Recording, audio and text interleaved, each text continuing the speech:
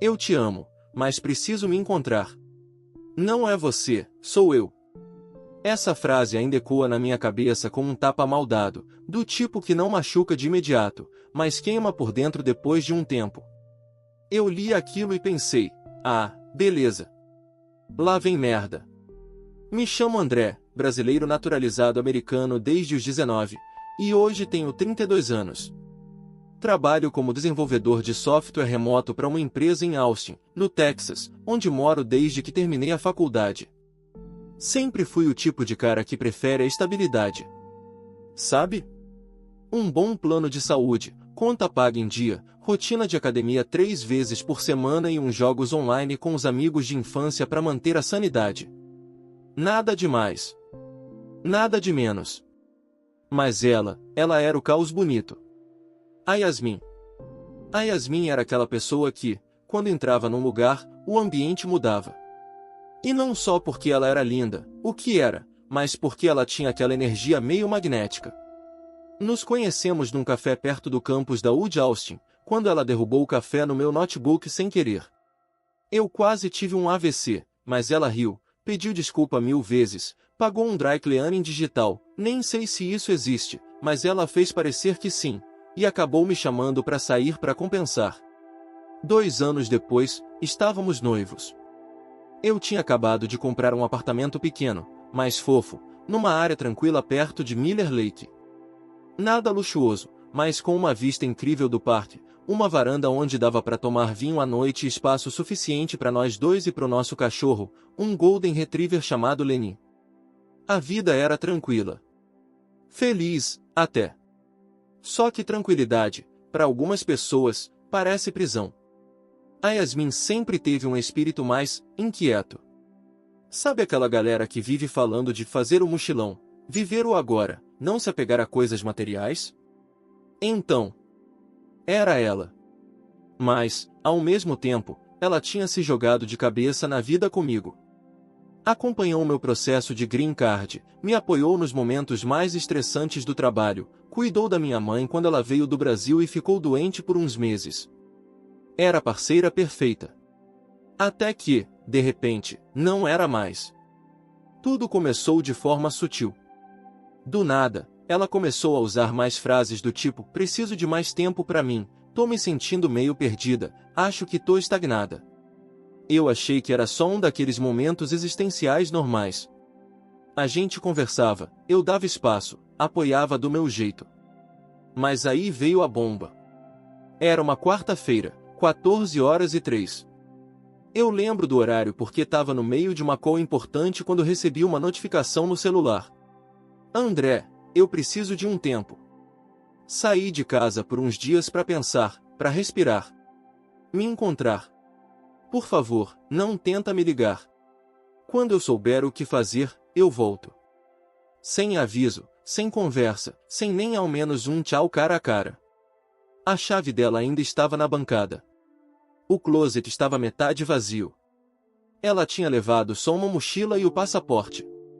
O Lenny ficou comigo, o que é até irônico, considerando que ela dizia que o cachorro era o filho de 4 patas dela. Nos primeiros dias, tentei racionalizar. Tá tudo bem, ela só precisa de uns dias. Conversei com a terapeuta, tentei focar no trabalho, até sair para correr mais do que o normal. Mas a noite era foda.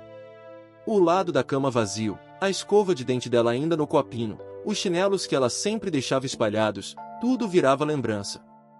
E o pior, ela realmente sumiu. Sem posts nas redes sociais. Sem responder mensagens. Sem atualizar o Instagram, o que, convenhamos, é praticamente um sinal de desaparecimento em 2025. Fui atrás de amigos em comum. Ninguém sabia de nada. Ela só disse que precisava de um tempo, foi o máximo que consegui arrancar de uma amiga do trabalho dela. Foram 2 semanas nessa angústia. Até que, uma manhã, abri o Instagram meio no automático, e lá estava ela. Sorrindo, bronzeada, tomando um drink num lugar que, com certeza, não era o Texas. Me redescobrindo. #NeveGenines, #SouCertin. A localização? Tulum, México. Foi nesse momento que a ficha caiu. Não era só um tempo. Não era um retiro espiritual. E definitivamente não era só sobre se encontrar. Era sobre me deixar para trás. E, olha, eu até teria engolido essa história de autodescoberta se não fosse por um detalhe na foto. Um reflexo. No espelho do bar, bem atrás dela, aparecia um cara. E não era qualquer cara. Era o ex dela. O mesmo cara que ela jurou que nunca mais tinha falado desde que começamos a namorar. Nesse momento, algo dentro de mim mudou. Não era mais dor. Era raiva. Raiva gelada, calculada, do tipo que te acorda mais do que qualquer café. Foi ali, naquele instante, que eu percebi, se ela foi se encontrar, então era justo que eu me encontrasse com a vingança. A primeira vez que ouvi falar do Ethan, o ex dela, foi bem no começo do nosso namoro. Ele era meio babaca, sabe? Aquele cara que vive pra surfar, que nunca quis crescer. Bonito, mas um inútil. Foi assim que a Yasmin descreveu ele, rindo, enquanto a gente comia tacos num food truck na South Congress. Namoramos por 2 anos, mas ele me traía mais do que o Biden é criticado na Fox News. E na hora, como se fosse só mais uma história de ex mal resolvido. Nunca imaginei que, anos depois, esse cara voltaria como um fantasma desgraçado no espelho de uma foto de Instagram. Mas vamos por partes. Nos 2 primeiros anos juntos, eu realmente acreditava que a Yasmin tinha deixado tudo isso para trás. Ela parecia comprometida, fazia planos comigo, sonhava com casamento, filhos, até me arrastou para 3 visitas a lojas de móveis porque queria montar uma casa com alma. A gente tinha uma planilha compartilhada chamada Vida 2, onde ela colocava ideias de destinos de lua de mel e fotos de penteados de casamento. Era surreal, planejávamos até a playlist da cerimônia. Tinha Bon Iver, Florence mais The Machine e uma versão acústica de Your Song que me fazia chorar toda vez. Mas com o tempo, começaram a surgir algumas inconsistências. Primeiro foi uma notificação no celular dela, meio fora de hora. 2 horas da manhã. Eu tava com insônia e o celular dela acendeu do nada na mesa de cabeceira. A mensagem dizia: Ethan curtiu sua foto. Nada demais. Mas era uma foto antiga, postada meses atrás. Aquilo me incomodou. Questionei na manhã seguinte, de leve, meio rindo. Ué, o Ethan ainda te segue? Ah, deve seguir. Não ligo pra isso. Ele é só um stalker de Instagram. Relaxa, amor. Ok. Relaxei. Confiei. Depois vieram as viagens com as amigas. Uma em especial me marcou. Era o aniversário de uma amiga da faculdade, e elas resolveram fazer um fim de semana em Miami. Só as meninas, sem parceiros, para se reconectar. Até aí, justo. Mas ela voltou meio estranha. Distante. Quando perguntei como foi, ela respondeu com um "foi tudo ótimo" e mais nada. Nem mostrou fotos, o que era estranho para alguém que normalmente postava até o café da manhã no story. Foi ali que comecei a desconfiar. Mas, de novo, confiei. Porque amar, às vezes, é um exercício burro de fé. Com o tempo, ela passou a usar cada vez mais o termo "preciso de espaço". Não era um pedido direto. Era um jeito sutil de dizer que algo estava errado, mas sem dizer de fato. Começou a dormir no sofá algumas noites. Dizia que estava com insônia, que não queria me atrapalhar. O Lenny sempre ia com ela, e eu ficava na cama sozinho, olhando pro teto, tentando entender o que tinha acontecido com aquela mulher que costumava se aninhar em mim como se eu fosse um cobertor humano. No trabalho, eu já não rendia. Minhas entregas atrasavam. Colegas começaram a perguntar se estava tudo bem. Dizia que sim, mas dentro de mim era como se tivesse uma goteira constante. Um ping, ping, ping de ansiedade. Foi aí que resolvi, pela primeira vez, quebrar a confiança. Instalei um app de rastreamento discreto no celular dela. Eu sei. É invasivo. É errado. Mas eu já não aguentava mais viver naquela dúvida. E antes que você me julgue, vai por mim, quando você começa a desconfiar que a pessoa que você ama tá mentindo, você faz qualquer coisa para descobrir a verdade. O que descobri não foi uma traição explícita. Foi pior. Yasmin passava algumas tardes em locais que ela nunca mencionava. Um parque específico do lado leste da cidade, uma cafeteria alternativa onde ninguém da nossa bolha social frequentava, um hostel no centro que não fazia sentido algum. Um dia, ela ficou 3 horas parada num estacionamento. Sem mensagem, sem ligação. Quando voltou, disse que estava com a mãe no médico. A mãe dela mora na Carolina do Norte. Confrontei. Falei com calma, mas direto. Você tá me traindo? O quê? Não. Como você pode pensar isso? Então me explica onde você estava anteontem à tarde. Eu te falei, com a minha mãe. A tua mãe mora a 1000 milhas daqui, Yasmin. Ela gelou. A máscara caiu por um segundo. Mas logo voltou com outra. Eu fui com ela a um atendimento por videochamada, num consultório que ela já conhecia. Queria que eu estivesse lá. Achei que você ia me julgar, então menti. Eu quis acreditar. Eu me forcei a acreditar. Mas o que eu sentia mesmo era o contrário, ela não estava mentindo para me proteger. Ela mentia porque eu já não fazia mais parte da vida que ela queria viver. E aí veio o golpe final, a mensagem de preciso me encontrar. Durante as 2 semanas seguintes ao desaparecimento, tentei contato de todas as formas. WhatsApp, SMS, e-mail, até Facebook. Nada.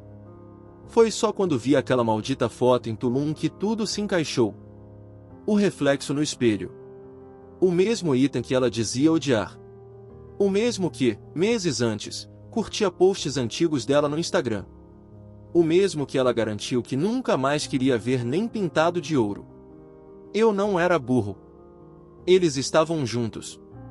E o me encontrar era só um eufemismo para me reencontrar com meu ex, enquanto deixo você de trouxa cuidando do cachorro e pagando as contas do apartamento. E foi aí que tomei minha primeira decisão real desde que tudo começou. Eu ia parar de chorar. Ia parar de correr atrás. E ia fazer ela sentir. Sentir tudo. Porque se tem uma coisa que aprendi depois de tantos anos morando aqui nos Estados Unidos, é que o sistema funciona para quem sabe jogar. E eu tava pronto para virar esse jogo. Eu não sou do tipo que grita, quebra coisas ou sai mandando indireta no Twitter. Nunca fui. Mas também não sou do tipo que leva a facada nas costas e continua sorrindo. Não depois do que vi naquela foto. A partir daquele dia, eu decidi que a Yasmin não ia só se encontrar. Ela ia se perder. No próprio jogo dela. Primeira coisa que fiz foi limpar o campo. Tirei todas as coisas dela do apartamento. Tudo. Roupa, livros, maquiagem, tênis de corrida, aquelas velas aromáticas que ela jurava que ajudavam a dormir, tudo foi pro porta-malas. Mandei uma mensagem seca, sem drama. Suas coisas estão com a minha amiga Emily. Ela vai guardar por 30 dias. Depois disso, lixo ou doação. Boa sorte com sua jornada. A Emily era uma colega de trabalho que adorava Yasmin, pelo menos até ver a tal foto em Tulum. Mostrei para ela, e o rosto dela se fechou num misto de decepção e fúria. Ela é uma ingrata do caralho, disse. Emily topou guardar as coisas por um tempo e ainda me ajudou com o que viria depois. Mas antes de qualquer vingança, eu precisava entender o que realmente tinha acontecido. Pedi ajuda a um amigo meu, o Marcos, que trabalha com análise de dados e segurança digital. Contei a história, e ele ficou possesso por mim. Em 2 dias, ele já tinha varrido os rastros digitais da Yasmin com mais eficiência que muito detetive particular. O que descobrimos me deu ânsia. Ela e o Ethan tinham voltado a se falar 6 meses antes de terminar comigo. Começou com mensagens no Instagram, depois WhatsApp, e por fim videochamadas. Tínhamos registros de prints, áudios salvos em nuvem, até marcações discretas de localização. Ela usava o trabalho como desculpa para viagens, quando, na real, estavam se encontrando em airbnbs baratos ou pousadas alternativas.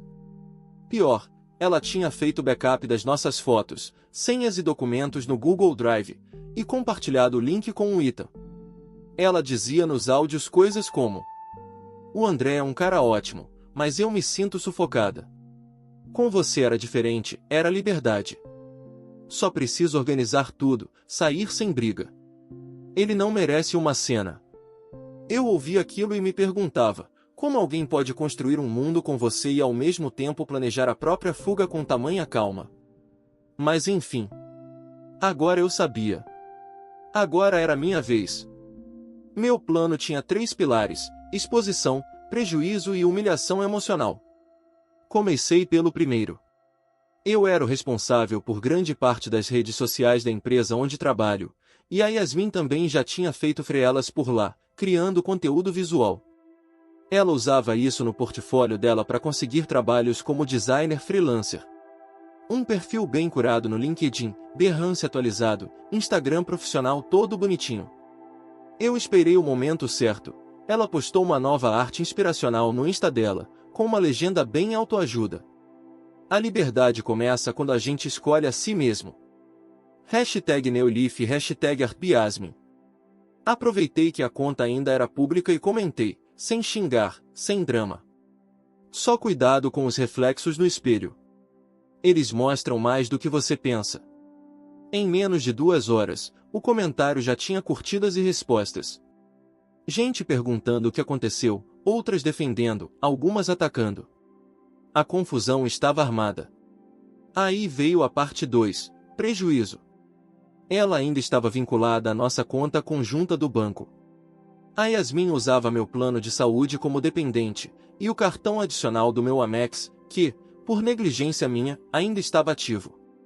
Cancelei tudo.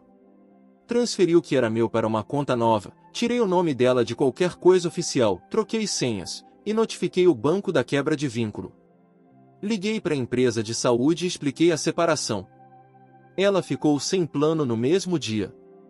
O cartão dela tinha sido usado numa compra no aeroporto de Cancún. Cancelei com um clique.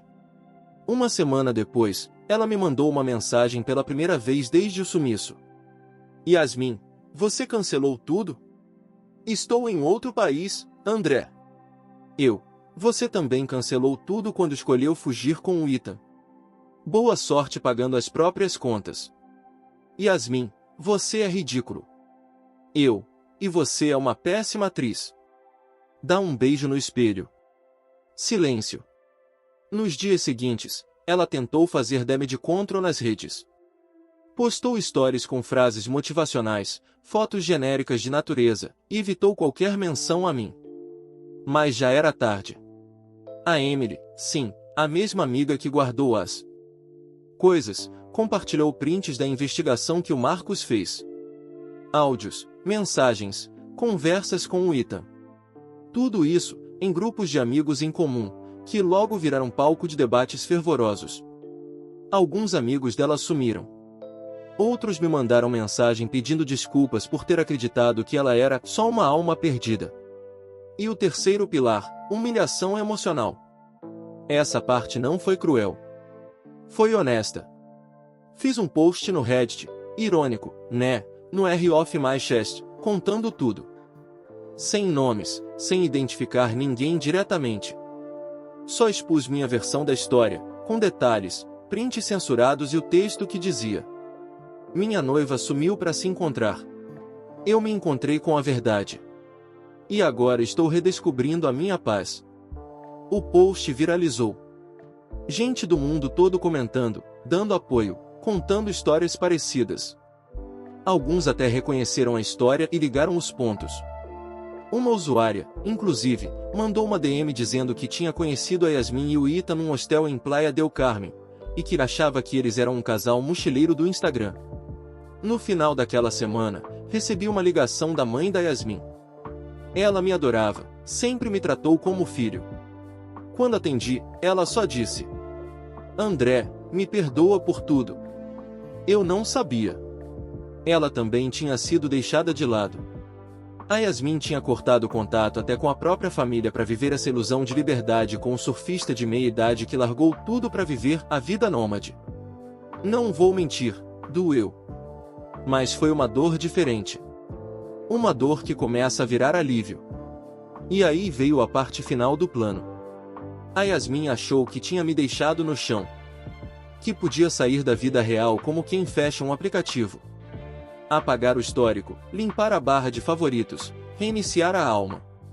Mas o problema de fugir com alguém do passado é que, eventualmente, o passado volta a cobrar. O Ethan, por mais que ela tentasse transformá-lo num personagem de novela indie, ainda era o mesmo cara irresponsável, inconsequente e egocêntrico que ela descreveu no início do nosso namoro. E não demorou para a máscara dele cair de novo. Recebi a notícia por um desses acasos que só a internet proporciona, a moça que os conheceu no hostel em Playa del Carmen, a mesma que me mandou mensagem pelo Reddit, me avisou por DM. Só pra você saber, eles brigaram feio. Parece que ele sumiu com parte do dinheiro dela e foi embora com uma alemã que conheceu lá. Ela surtou no meio do café da manhã, gritando no lobby. Eu não vou mentir, li aquilo umas 5 vezes com um sorriso que quase doeu. Mas o golpe final ainda estava por vir. Lembra da nossa planilha de casamento, aquela que a Yasmin montou cheia de referências, fornecedores, ideias, orçamentos? Pois é. Ela ainda estava conectada à minha conta do Google. E adivinha? Ela tinha reaproveitado vários daqueles contatos para um novo projeto, provavelmente algo relacionado ao conteúdo de lifestyle que ela planejava criar com o Ethan. Era um canal no YouTube e um perfil de Instagram chamado @vivendosem-limites. Sim, isso mesmo. O canal ainda era pequeno, com poucos vídeos, paisagens, cafés, pôr do sol, tudo embalado por frases como "não deixe a rotina matar sua essência" ou "a vida começa fora da zona de conforto". Sabe o que eu fiz? Entrei em contato com 2 fornecedores que estavam na planilha e que também eram amigos meus, um videomaker e uma fotógrafa. Contei a história. Eles ficaram indignados com o uso indevido do conteúdo, e do nome deles, em projetos comerciais sem contrato.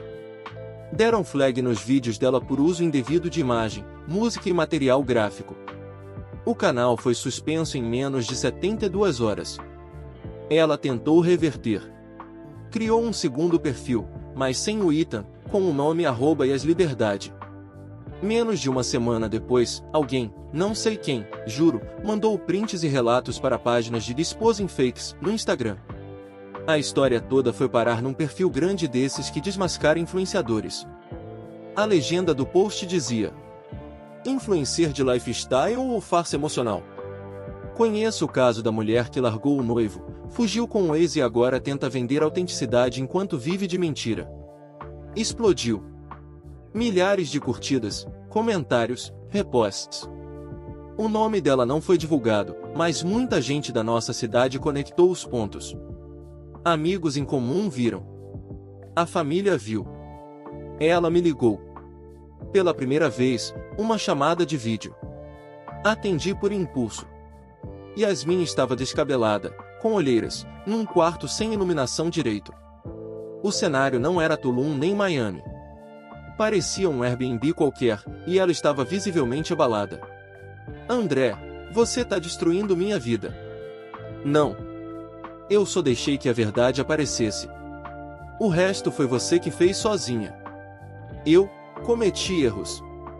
Mas eu tava tentando recomeçar. Recomeçar em cima de mim? Usando as minhas coisas? Usando os meus contatos? Mentindo pra todo mundo? Eu não queria te machucar. Essa parte me pegou. Eu respirei fundo. Olhei bem para a câmera e falei: então por que você foi embora como uma covarde? Por que me deixou achando que tinha feito algo errado? Por que mentiu para todo mundo, Yasmin? Ela não respondeu. Só chorou. Mas era um choro diferente. Não era arrependimento. Era orgulho ferido. Você venceu. É isso que você queria ouvir? Não. Eu não queria vencer. Eu queria paz. E agora, finalmente, eu tenho. Desliguei. Bloqueei o número. No dia seguinte, deletei o Reddit, fechei minha conta do Instagram por um tempo, E saí de todas as conversas onde o nome dela ainda era mencionado. Mas antes de sair, postei uma última coisa no meu story. Algumas pessoas se perdem tentando se encontrar. Outras se encontram quando param de correr atrás de quem nunca soube o que queria. Hoje faz exatos 6 meses desde aquele story do reflexo no espelho. Se você me perguntasse lá atrás se eu sobreviveria àquilo tudo, eu teria dito que não. Que perder a Yasmin era como perder o ar. Que eu nunca mais ia confiar em ninguém. Que amar era burrice. E talvez, por um tempo, eu tenha realmente acreditado nisso. Mas o tempo, esse filho da mãe silencioso, trabalha a favor de quem espera de cabeça erguida. Depois da chamada de vídeo, nunca mais ouvi falar dela diretamente. Vi, por alto, que o novo perfil no Instagram foi desativado. O canal nunca mais voltou. Um amigo comentou que ela estaria morando num lugar bem mais simples, trabalhando com design por conta própria, tentando recomeçar de verdade agora. Eu não fui atrás para confirmar. Não me interessa mais. Já o Ethan? A última notícia que tive foi que ele estava surfando na Costa Rica e vendendo pulseirinhas artesanais. Nada contra pulseirinhas, mas boa sorte com isso. E eu? Bom, eu segui. Literalmente. Voltei a correr, agora, não para fugir da ansiedade, mas para cuidar de mim. Troquei de emprego, aceitei uma proposta incrível em Denver e me mudei para lá com o Lenny. A cidade é linda, o frio me obriga a usar mais casacos estilosos, e eu descobri que gosto de silêncio. De paz. De caminhar na neve com um podcast bom e um cachorro feliz do meu lado. Conheci alguém. Não do jeito que a Yasmin conheceu o Ethan, não como fuga, nem como substituição. Conheci numa fila de cafeteria, falando sobre um livro que estávamos lendo. Natural. Sem pretensão. Ainda estamos no começo, mas é leve. E leveza, depois de tanto peso, é tudo que eu quero. E a maior lição que tirei disso tudo? É simples, quando alguém te deixa sem olhar para trás, não corra atrás. Observe. Espere. E construa. Porque tem gente que precisa se encontrar perdendo o que tinha de mais estável. De mais sincero. E tem gente que só precisa de um espelho limpo, sem reflexos distorcidos, para finalmente enxergar quem é de verdade. Ah, e mais uma coisa. Nunca subestime o poder de um reflexo no espelho. Ele pode ser o início de um fim. Ou o fim de um ciclo que precisava, desesperadamente, acabar.